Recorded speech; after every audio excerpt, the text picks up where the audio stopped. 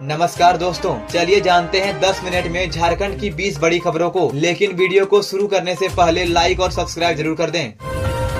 KYC update के नाम पर साइबर ठगी, 6 अपराधी गिरफ्तार। झारखंड में साइबर थाना पुलिस ने 6 साइबर अपराधियों को गिरफ्तार किया है, जो केवाईसी अपडेट करने के नाम पर साइबर ठगी करते थे। ये अपराधी खाता धारकों को उनके व्हाट्सएप नंबर पर मैसेज भेजकर उन्हें बताते थे कि उनका खाता बंद हो गया है। फिर वे उनसे एपीके फाइल डाउनलोड करने को कहते थे और जैसे ही फाइल डाउनलोड होती, उनकी सारी प्राइवेट जानकारी चोरी कर ली जाती थी और उनका पैसा गायब हो जाता था। पुलिस ने छापेमारी कर 6 साइबर अपराधियों को गिरफ्तार किया है। अपराधियों के पास से 12 मोबाइल, 17 फर्जी सिम कार्ड, आधार कार्ड, पैन कार्ड और 2 मोटरसाइकिल बरामद की गई है। पुलिस ने बताया है कि ये अपराधी IDBI बैंक और अन्य बैंकों के खाता धारकों को निशाना बनाते थे। साइबर थाना पुलिस ने गुप्त सूचना के आधार पर नारायणपुर थाना क्षेत्र के बास पहाड़ी गाँव में छापेमारी की और आरोपियों को गिरफ्तार किया।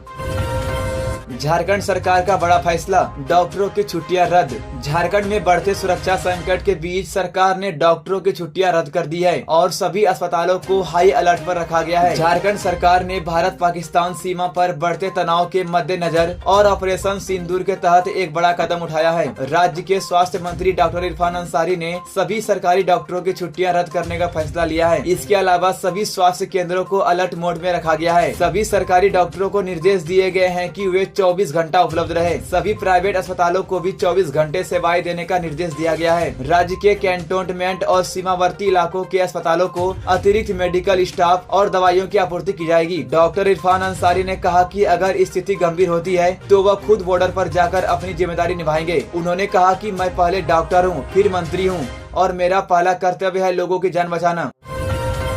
डॉक्टर की लापरवाही से बच्ची की गॉल ब्लेडर सर्जरी, परिवार ने मांगा मुआवजा। झारखंड की राजधानी रांची के एक बड़े निजी अस्पताल में लापरवाही के कारण एक 14 वर्षीय बच्ची को गलत इलाज दिया गया। बच्ची के पेट में दर्द की शिकायत के बाद अस्पताल में भर्ती कराया गया था, लेकिन डॉक्टरों ने गलत सर्जरी करते हुए गॉल ब्लेडर निकाल दिया। अस्पताल में इलाज के दौरान बताया गया कि बच्ची के पेट में स्टोन है, इसलिए गॉल ब्लेडर निकालना पड़ेगा। सर्जरी के बाद भी पेट दर्द की समस्या खत्म नहीं हुई। दूसरे डॉक्टर की जाँच में पता चला कि बच्ची को गॉल ब्लेडर निकालने की जरूरत नहीं थी। सीटी स्कैन में यह सामने आया कि बच्ची की आंत में मल जमा हुआ था, न कि पेट में स्टोन। बच्ची के पिता ने शिकायत की है कि गलत इलाज के कारण उनकी बेटी को मानसिक और शारीरिक परेशानियों का सामना करना पड़ा। परिवार ने इस निजी अस्पताल और डॉक्टर के खिलाफ कड़ी कार्रवाई की मांग की है, साथ ही मुआवजे की भी मांग की है। झारखंड में स्मार्ट मीटर से बढ़ी बिजली बिल की परेशानी, उपभोक्ता परेशान। झारखंड में स्मार्ट मीटर उपभोक्ताओं के लिए समस्या का कारण बन चुका है। कई लोगों को अनाप शनाप बिल मिल रहा है। एक महीने में किसी का 8,000 रूपए तो किसी का 10,000 या 12,000 रूपए का बिल आ रहा है। साधारण मीटर पर जिनका बिल 200 रूपए के आसपास आता था, स्मार्ट मीटर पर उनका बिल 500 से 600 रूपए तक हो गया है। इस कारण उपभोक्ता परेशान है और बिजली वितरण निगम के ऑफिस में शिकायत करने जा रहे हैं, लेकिन कोई सुनवाई नहीं हो रही है। स्मार्ट मीटर के बाद 3 से 4 गुना ज्यादा बिल आ रहा है। साधारण मीटर पर कम बिल आता था, लेकिन स्मार्ट मीटर ने सबका बजट बिगाड़ दिया है। कई उपभोक्ता अब स्मार्ट मीटर लगाने से मना कर रहे हैं और इसे आर्थिक शोषण मान रहे हैं। कार्यपालक अभियंता ने कहा कि स्मार्ट मीटर सभी को लगवाना अनिवार्य है। शहर और गाँव दोनों में अब स्मार्ट मीटर लगाना जरूरी है, सरकार का आदेश है। रांची में सेना की वर्दी बनाने वाली दुकान पर ATS ने की छापेमारी। रांची के बूटी मोड़ के पास एक दुकान से भारतीय सेना की लड़ाकू वर्दी और कपड़े बरामद हुए हैं। यह वर्दी बिना अनुमति के बनाई जा रही थी। लखनऊ मिलिट्री इंटेलिजेंस से मिली जानकारी के आधार पर झारखंड ATS और MI ने 9 मई को संयुक्त रूप से तलाशी ली। इस दुकान से भारतीय सेना की वर्दी और कपड़े बरामद हुए। इन वर्दियों को बिना अनुमति तैयार किया जा रहा था और बेचा जा रहा था। इस मामले की जाँच शुरू कर दी गई है और अब तक कोई गिरफ्तारी नहीं हुई है। जांच एजेंसियां यह पता लगा रही है कि इन वर्दियों का क्या उद्देश्य था और किसे बेची जा रही थी। राष्ट्र विरोधी तत्व इन वर्दियों का गलत इस्तेमाल कर सकते थे, जो राष्ट्रीय सुरक्षा के लिए खतरे की बात हो सकती थी।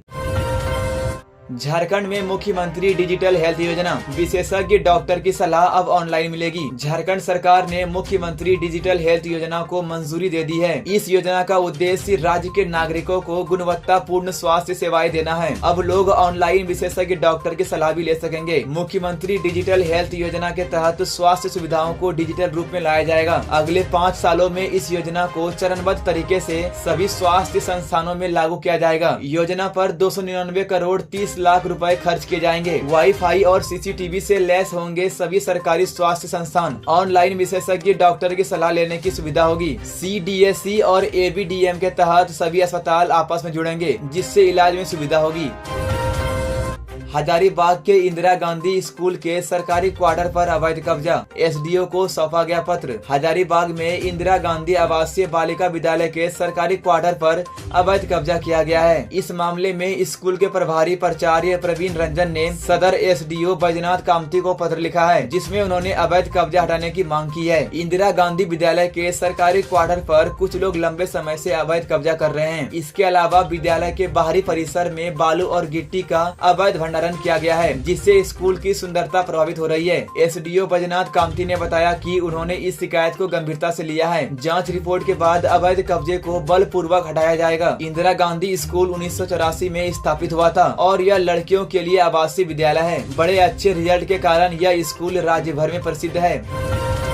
झारखंड में गर्मी और उमस बढ़ाएगी परेशानी, 13 मई से फिर बदलेगा मौसम। झारखंड में बढ़ती गर्मी और उमस से लोगों की परेशानी बढ़ने वाली है। राजधानी रांची में आज दोपहर मौसम ने करवट ली और हल्की बारिश हुई, लेकिन 10 मई से गर्मी और उमस का सामना करना पड़ेगा। मौसम विभाग ने 13 मई तक हीट वेव का अलर्ट जारी किया है। 13 मई तक झारखंड में गर्मी और उमस बढ़ेगी। 13 मई से मौसम में बदलाव आएगा और गरज के साथ हल्की बारिश हो सकती है। शनिवार और रविवार को राज्य के कुछ हिस्सों में गर्मी और उमस का असर रहेगा। 12 मई को दुमका, पाकुड़, गोड्डा और साहेबगंज जिलों में हीट वेव का अलर्ट जारी किया गया है। 13 मई को 9 जिलों में हीट वेव की चेतावनी दी गई है, जिनमें बोकारो, गिरिडीह, धनबाद, देवघर, जामताड़ा, दुमका, पाकुड़, गोड्डा और साहेबगंज शामिल है। 13 मई से मौसम का मिजाज फिर बदलेगा और 15 मई तक मौसम कूल रहेगा। रांची समेत आसपास के इलाकों में हल्की बारिश और गरज के साथ आंशिक बादल भी देखने को मिलेंगे।